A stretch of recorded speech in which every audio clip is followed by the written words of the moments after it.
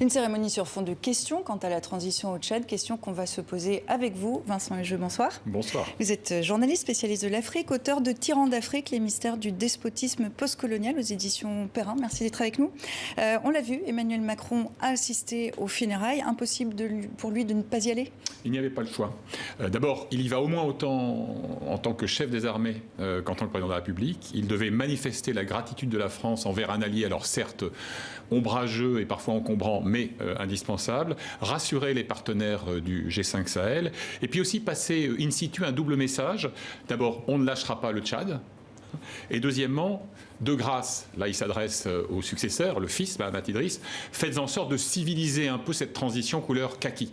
Et ce, sur plusieurs registres, la durée de la transition, 18 mois, pas un jour de plus, on verra, seul l'avenir nous le dira. Ensuite, déléguer un peu plus, partager le pouvoir, parce que pour le moment, c'est plein pouvoir au jeune général.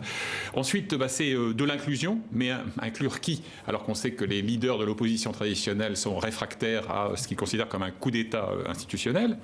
Et puis aussi, dernier élément, pas de candidature pour les acteurs de cette partie-là de la pièce de théâtre, ce qui me paraît là générateur de pas mal de tensions à venir. Oui, parce que ce qu'il faut bien dire, c'est que des voix s'élèvent contre la junte qui a déclaré s'installer au pouvoir pour 18 mois renouvelables. Donc on voit qu'il y a eu des petites négociations.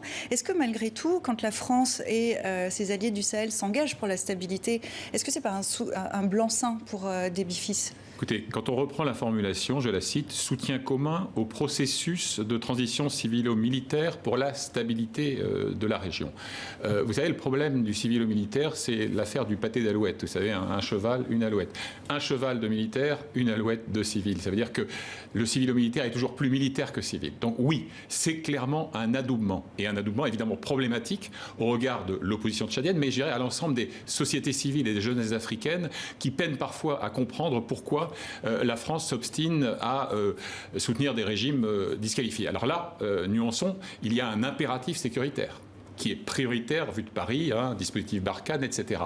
Néanmoins, tout se jouera dans la capacité non seulement de la France, mais aussi des voisins du Tchad, à accompagner quelque chose qui ressemblerait davantage à une transition, je dirais, mixte, hybride, qu'à une transition 100% treillis de combat.